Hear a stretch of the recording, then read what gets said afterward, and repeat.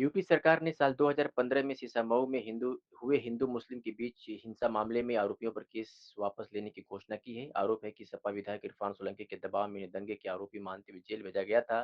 साल 2015 में दरअसल इलाके में नवरात्रि और मुहर्रम एक साथ पड़े थे। ऐसे में नवरात्रि में भंडारे के बीच से मुहर्रम का ताजिया निकाला गया था, जिसके बाद दोनों पक्षों के बीच कहासुनी से शुरू हुई और फिर ये हिंसा तक पहुंच गई। इस हिंसा को लेकर दरअसल पूर्वा क्षेत्र के करीब 50 लोगों को पुलिस ने चिन्हित किया था, लेकिन उस वक्त सपा की प्रदेश में सरकार थी और इरफान सोलंकी यहाँ से विधायक थे। आरोप लगा कि इरफान सोलंकी के दबाव में 32 लोगों के खिलाफ एफआईआर दर्ज करवाकर जेल भेज दिया था, लेकिन अब जब खुद इरफान सोलंकी जेल में है और सिरसा सीट पर उपचुनाव हो रहा है, ऐसे में बीजेपी ने नई बिसात बिछा दी है। बीजेपी ने चुनावी फायदा लेने के लिए इन सभी पर दर्ज मुकदमे वापस लेने का फैसला लिया है। मुकदमे वापस होने के बाद आरोपियों ने इस पर खुद जताई है।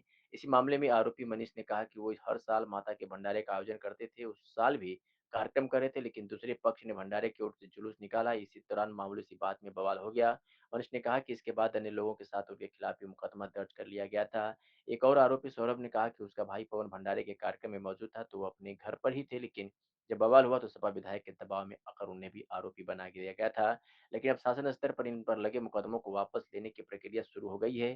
कानपुर जिला न्यायालय के शासकीय अधिवक्ता दिलीप अवस्थी ने भी इस बात की पुष्टि की है कि उन्होंने कहा कि इन 32 लोगों पर सपा सरकार के दबाव में मुकदमा लिखा गया था। ये सभी गरीब तबके से ताल्लुक रखते हैं और रोज कमाने खाने वाले लोग हैं।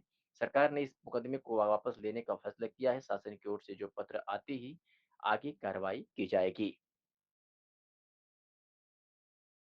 ऐसे ही अपने शहरों की तमाम छोटी और बड़ी खबरों को देखने के लिए 365 दिन खबर चैनल को सब्सक्राइब करें और बेल आइकन दबाना बिल्कुल ना भूलें।